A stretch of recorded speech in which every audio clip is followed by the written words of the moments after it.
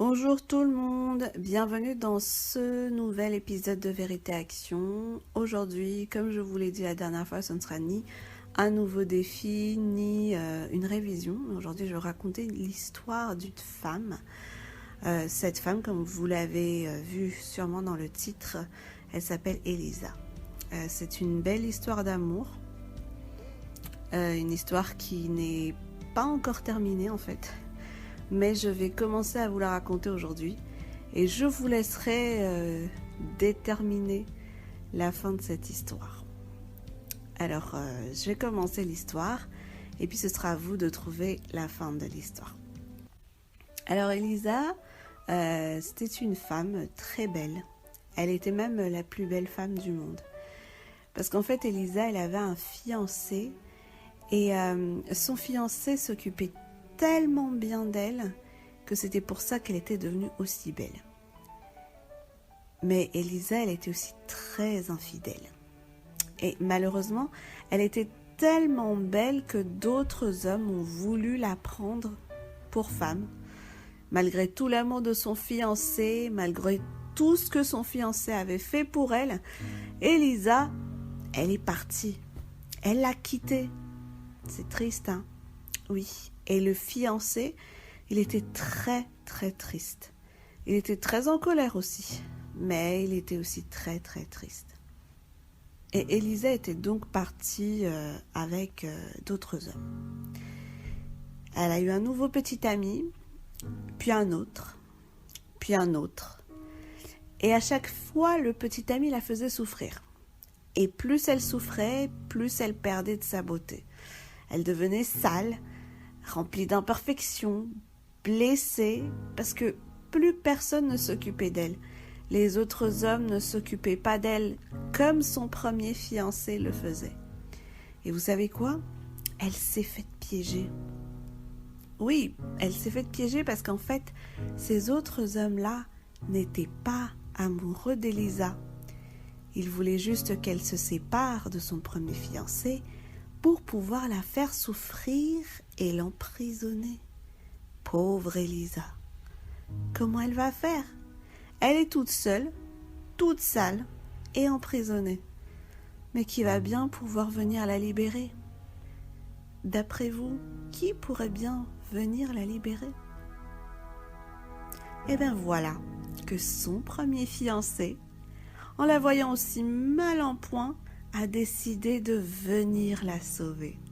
Oui, bien qu'elle l'eût quitté, malgré toute sa colère et toute sa tristesse, malgré la trahison et l'infidélité d'Elisa, son premier fiancé était toujours amoureux d'elle. Son premier fiancé, on va lui donner un prénom, il s'appelle Emmanuel. Même si elle n'était plus belle du tout, il voulait encore qu'elle revienne. Et il voulait encore qu'elle redevienne sa fiancée. Quel amour! C'est beau, hein? Vous ne trouvez pas? Il était tellement, mais tellement amoureux d'elle. Mais il y a un petit souci. Parce que comme Elisa, elle est prisonnière à cause de toutes ses bêtises, il fallait qu'Emmanuel paie le prix pour la libérer. Et il se trouve que ce prix était très très cher. En fait, il fallait qu'Emmanuel prenne sa place en prison. Et oui, s'il voulait libérer son amoureuse, il devait être emprisonné à sa place. Mais en plus, on ne sait pas si Elisa, elle est encore amoureuse d'Emmanuel.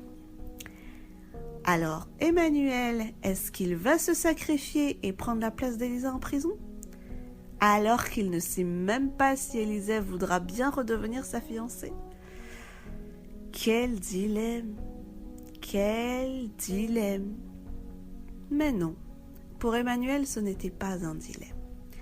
Il était tellement amoureux de sa fiancée qu'il était prêt à tout pour la récupérer. Il était prêt à tout pour qu'ils soient de nouveau ensemble.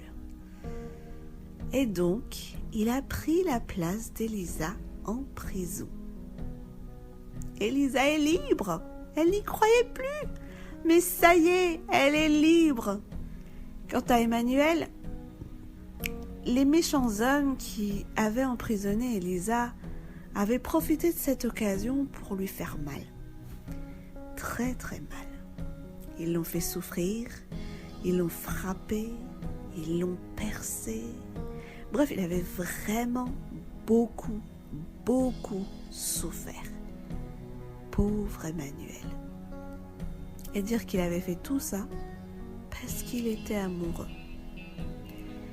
Élisa, elle, de son côté, elle ne pouvait rien faire pour libérer Emmanuel.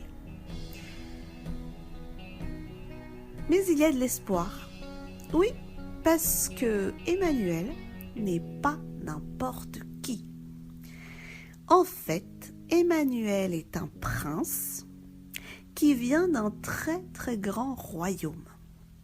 Et quand son papa, le roi, a appris que des méchants hommes ont fait souffrir son fils alors que son fils était innocent, il est intervenu.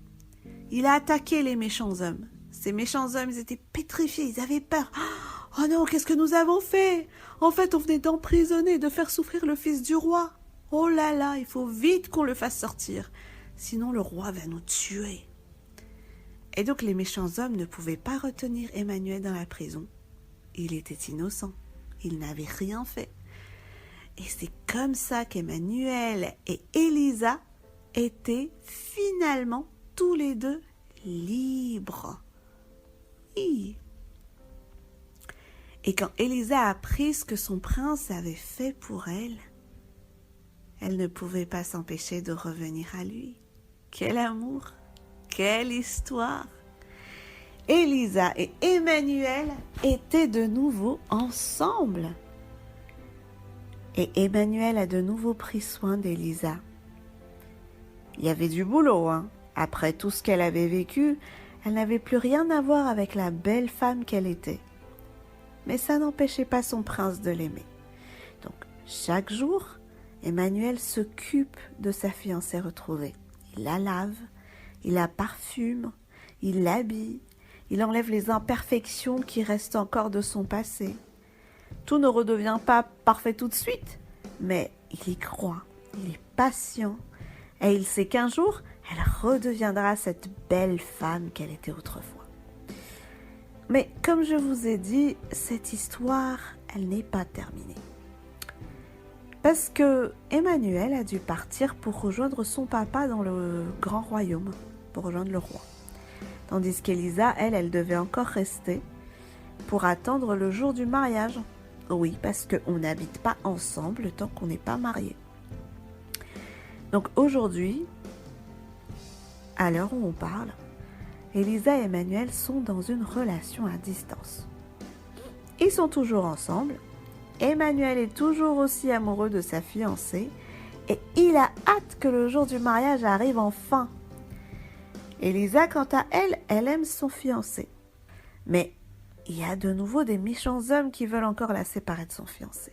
Oh là là! Est-ce qu'Élisa, elle va encore quitter Emmanuel?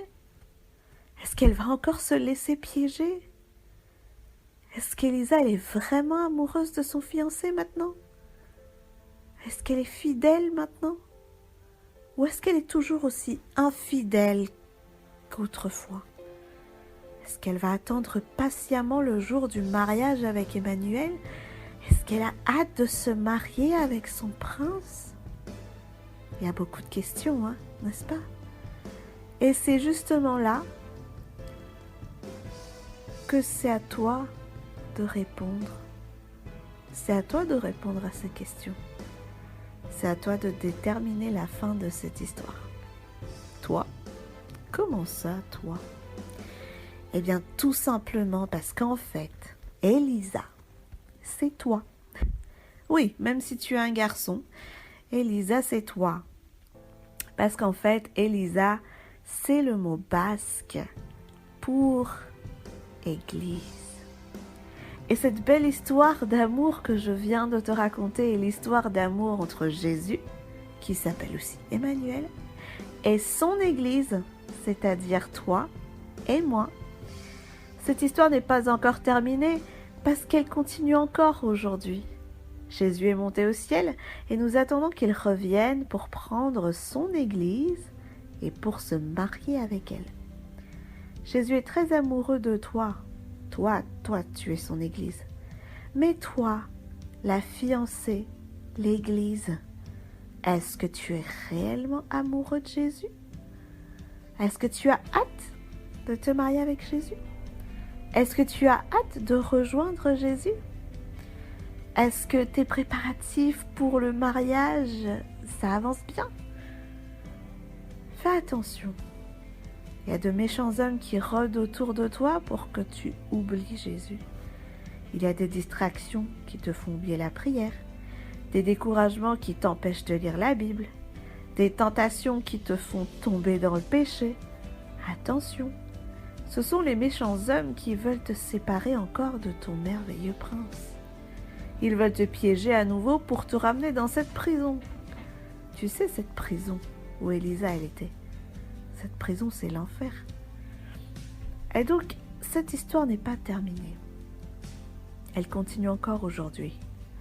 C'est une belle histoire d'amour, mais c'est à toi, c'est à moi de la continuer et de déterminer la fin. Rappelle-toi chaque jour qu'Élisa, c'est toi. J'espère que ton histoire d'amour aura une fin heureuse et qu'à la fin du monde, on pourra dire « Et ils vécurent heureux éternellement. » Amen.